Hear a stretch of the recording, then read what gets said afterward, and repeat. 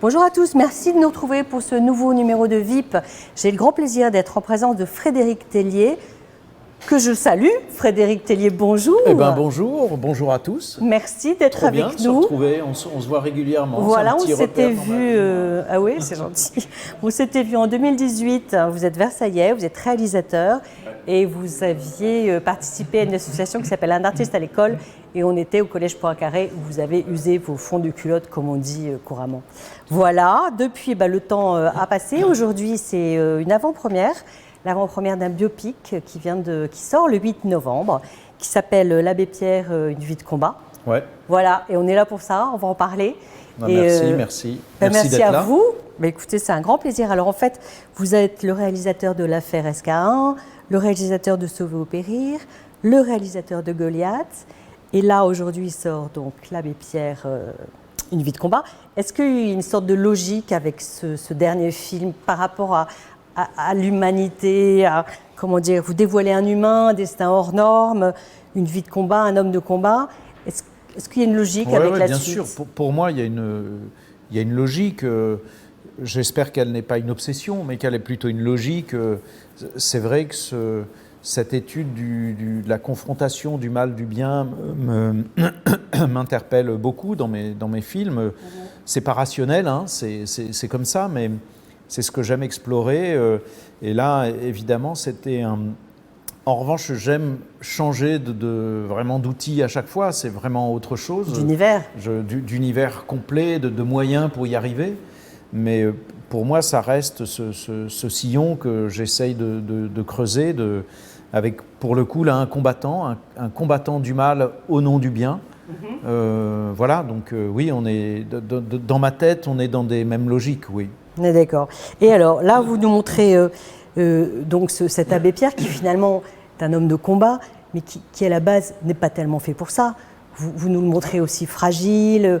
Enfin, comment vous avez eu cette idée, d'ailleurs, d'aborder ce sujet ? En fait, l'idée, elle était dangereuse parce que l'idée de faire un récit cinématographique, biographique sur l'abbé était hyper séduisante, mais après, il faut se mettre au travail. C'est-à-dire, qu'est-ce qu'on raconte ? Et moi, j'espérais trouver derrière une vie intéressante. C'était l'étude du personnage qui me plaisait. Le personnage au milieu de cette épopée qui a été sa vie sur un siècle. Et c'est ça, en fait. Le film raconte de ses 20 ans à sa disparition à 94 ans, 75 ans de notre histoire. En 2007. Voilà. 2007, ouais, en janvier 2007. Donc, le pari, c'était ça. Alors, donc, comme j'aime bien faire à chaque fois, j'ai gratté, comme on dit chez vous, chez les journalistes. J'ai enquêté, je suis allé... Et là, je suis tombé sur une vie absolument sidérante. Parce qu'en fait, je vous coupe la parole, pardon, on connaît, il y a eu le film L'appel de l'hiver 54, ouais. qui est un moment très ponctuel. Ouais. Vous, au contraire, vous couvrez donc presque un siècle à travers ça l'histoire de la France. Et donc, vous avez dû vous documenter énormément. Énormément, ouais. Et vous aviez déjà l'idée que ce soit Il y avait eu les chiffonniers d'Emmaüs aussi avant, 56, qui était aussi sur la période de la mise en place du mouvement Emmaüs. Il y a eu Appel 54. Et moi, c'est vraiment, comme je vous disais, en grattant sur le sujet, où je me suis dit, en fait, c'est sa vie j'avais envie de trouver l'homme derrière. Qu'est-ce qui fait... pourquoi on devient l'abbé, comment on tient aussi longtemps, comment on devient ce paradoxe. Tout ça est très intriguant à explorer, en fait, quoi. Oui, c'est très intéressant parce qu'il est finalement porté, galvanisé par ses combats. En fait, ça lui donne une force énorme. Et puis c'était un phénix, et puis il s'effondrait, il disparaissait, il tombait malade, il renaissait de ses cendres, et hop, il repartait au combat, sur un combat unique, quoi, le combat pour la générosité, la bonté. Ouais, contre l'injustice. Ouais. Et alors, du coup, quand vous avez cherché, quand vous êtes documenté, quand vous avez gratté, comme vous dites, est-ce que parfois, parce que c'était quand même une très longue période, est-ce que vous êtes tombé sur des informations contradictoires ? Parce que c'était quand même quelqu'un qui ne laissait pas indifférent. Moi, j'ai fait ça sur tous mes films que vous avez gentiment cités, mes films de cinéma, mais j'avais fait ça aussi en télé avant. Je n'ai traité que des histoires vraies, c'est aussi autre chose qui m'intéresse. Donc c'est devenu un petit exercice. J'ai pas de formation journalistique, je suis totalement autodidacte avec tout le mauvais côté de ça. Mais j'ai quand même appris au fil du temps à recouper des pistes et à commencer à m'intéresser au moment où j'ai des croisements. Pour vérifier. Si j'ai trop d'avis contradictoires, oui. je sais qu'il y a un truc qui cloche, quoi. Il peut y avoir des avis divergents, mais à un moment, il faut que je les recoupe, mes pistes, pour être sûr du fait que... Donc là, bien sûr, j'ai des contradictions, des avis, des sentiments contradictoires, mais factuellement, ce que j'ai mis dans le film, c'est ce que j'ai vérifié et ça s'est passé comme ça. Bon, et alors, Benjamin Laverne, donc de la Comédie Française, qui est incroyable dans le rôle. Il est vraiment... Alors, c'est lui tout le temps. Enfin, il y a un travail de maquillage énorme, j'imagine, parce qu'il n'y a pas d'image d'archive, c'est lui tout le temps. Tout le temps. Voilà. Même si effectivement, il y a des moments où on me dit, mais là, c'est une image d'archive, on perd totalement l'acteur. Benjamin, j'avais tourné avec lui dans l'affaire Esquin, il avait un petit rôle. Voilà, il était resté dans ma zone d'observation, disons, de manière très modeste. Et on en a beaucoup parlé avec Wassim Beji, le producteur. On avait très envie de lui parce qu'il remplissait toutes les cases, en fait. C'est-à-dire grande technicité, grande solidité. Le rôle allait être compliqué, il allait être exigeant, compliqué physiquement, psychologiquement, émotionnellement. Donc on voulait un acteur très très au point, très solide, très entraîné à ça. Moi, en connaissant Benjamin, j'aimais aussi ses paradoxes. C'est un homme de paradoxes. J'aimais sa capacité à s'émouvoir et sa capacité à mettre de la distance sur des situations. Je trouvais que ça pouvait être un vrai atout pour faire le rôle. Et puis ensuite, pour me convaincre et le convaincre, j'ai aussi fait des séances d'essai très classiques parce que j'avais envie de voir s'il en avait envie du rôle, pas que prendre la proposition parce qu'elle est unique, mais aussi s'il avait envie du travail, du mimétisme. Je voulais qu'il soit très proche, qu'il se fonde dans l'abbé, que ce ne soit pas une interprétation, que ce soit vraiment une composition autour du personnage de l'abbé. Donc voilà, c'est un peu tout ça qui a abouti à ce que ce soit lui et à ce travail époustouflant où il devient l'abbé, quoi, vraiment. Ouais. Complètement. Et alors, je me demandais, c'était quoi, enfin, on le voit dans le film, bien sûr, mais la relation qu'il y avait entre Lucie Coutas, qui est jouée par Emmanuel Berco, et l'abbé Pierre. C'est une des grandes révélations du film que j'ai découverte. Moi, je ne connaissais pas cette histoire, ou si peu. Je pensais que c'était sa secrétaire, et puis voilà. Et en fait, ça a été sa compagne de route, sa compagne de vie, parce qu'ils ont vécu 40 ans ensemble. Le film révèle principalement ça, et beaucoup d'autres choses sur sa vie, mais principalement qu'ils ont vécu dans des petits appartements, tous les deux, des petites maisons. Ça a été un grand amour... pas vraiment platonique, c'est autre chose, spirituel, d'une autre dimension. Ça a été des compagnons de route, vraiment des compagnons de vie, quoi. Elle a fait partie des piliers qui l'ont soutenue. Bien sûr, elle est cofondatrice du mouvement Emmaüs dans la légalité, avec lui, dans les statuts légaux. Donc c'est une femme qui était très discrète, qui est restée dans l'ombre. C'était une très grande résistante. Ils se sont connus pendant la résistance. Enfin, le film va vous faire découvrir tout ça. Mais ouais, c'est bouleversant parce qu'elle était plus âgée que lui, elle est partie avant lui, il s'en est jamais remis. C'était son âme sœur, vraiment l'âme sœur, quoi. Ça a été son âme sœur et effectivement, on ne connaît pas cette histoire. Ben voilà, on la découvre, et elle est belle. Et du coup, vous pensiez que ça serait... Alors le film, il faut le dire, il dure 2h20, on ne les voit pas passer. Ouais. On est pris, on est emballé, on est emporté, donc c'est un spectacle ce film, c'est une épopée. Alors ça me fait super plaisir ce que vous dites, parce que ça a vraiment été un travail qu'on a fait avec le producteur. Dès le début, on s'est dit on veut rêver du film comme un grand film de cinéma, enfin pas au sens prétentieux, mais au sens de la proposition. Visuel, il y a des images, une épopée, un Ben-Hur français des grands... Bon, l'histoire s'y prêtait, mais on voulait vraiment donner du rythme. En fait, là, vous parlez du rythme, pas que de la dimension émotionnelle ou artistique, mais le rythme du film, être brinque-ballé dans les émotions, être avec eux, être très intime avec lui et Lucie, et Georges Leguet, le premier compagnon interprété par Michel Villermoz, il est avec les compagnons dans la communauté, et puis vivre des grandes choses quand il se bat contre le froid, donc voilà, c'est un mélange de tout ça qu'on a voulu ramasser parce qu'on aurait pu faire un film de 3 heures aussi. Moi, je voulais un film quand même tenu en 2 heures, 2 heures et quart. Oui, vous saviez déjà que ça allait être très long, enfin très long.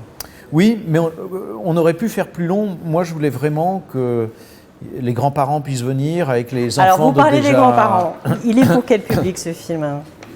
Moi, je sais, mais... Nous, on l'a rêvé pour tout public. Oui. On l'a vraiment rêvé tout public. Tout a été fait pour que ce soit tout public, non pas comme une avidité, une cupidité de choper tout le monde. Mais on s'est dit, le message est tellement fort, tellement universel, tellement beau, qu'on a envie que ceux qui l'ont connu, les plus âgés, viennent. On a rêvé qu'ils viennent avec leurs enfants de 40-50 ans, qui tiennent par le bras, qui eux-mêmes reviennent avec leurs enfants de 15-20 ans, découvrir cette grande figure de notre histoire, cette grande histoire romanesque et historique de notre vécu, pour découvrir ce personnage. Donc il est fait de manière assez large. Il est à la fois très, très émouvant, à la fois très épique, comme on a dit. C'est un grand spectacle, en fait. Ouais, on l'a pensé comme un grand spectacle. Et alors, il est d'autant plus d'actualité qu'en ce moment, les Restos du Cœur manquent de bénévoles, sont complètement débordés. Emmaüs n'a jamais vu autant de monde dans ces, comment ça s'appelle, dans ces maisons, dans ces communautés. Ces communautés. Il y a même les gens viennent de plus en plus se fournir chez Emmaüs de par la pauvreté. Et alors, est-ce que vous pensez que votre film, ça pourrait réveiller quelqu'un, un autre Abbé Pierre ou... Alors un autre, réveillez-nous déjà. Je pense que forcément oui, d'autant qu'on se parle là, j'ai déjà fait plusieurs projections, je vois bien l'impact que ça a, j'espère qu'il sera durable surtout. Maintenant, révéler un autre Abbé Pierre, j'aimerais profondément, on en a besoin. Est-ce que ça pourrait exister à notre époque? La sociologie serait intéressante à réfléchir. Je ne sais pas, en tous les cas, c'est évident que la situation... On a eu beaucoup de questions, de questionnements nous, mais de questions aussi extérieures sur le sujet. Est-ce que la situation s'est dégradée? Oui, elle n'arrête pas de se dégrader. Est-ce que le combat est perdu? Oui, la nature humaine s'autodétruit. C'est un des points, moi, qui me fascine dans mon travail, d'étudier ça, pourquoi la nature humaine s'autodétruit. En revanche, la nature humaine est magnifique aussi, c'est-à-dire que si on ne menait pas ce combat, il serait totalement perdu d'avance. Il faut le mener pour ne pas le perdre complètement, pour rester dans l'humanité, rester dans l'échange, ne pas oublier qu'on a plus de raisons de se détester que de s'aimer, mais que la grande beauté, c'est de s'aimer, de s'apprécier, de s'enrichir. Je ne parle pas d'aimer, moi je ne suis pas religieux, je ne parle pas de... Oui, il y a des connards qui nous énervent, mais on peut quand même avoir de la considération, même pour eux, de l'empathie, s'interroger sur la complexité de la vie.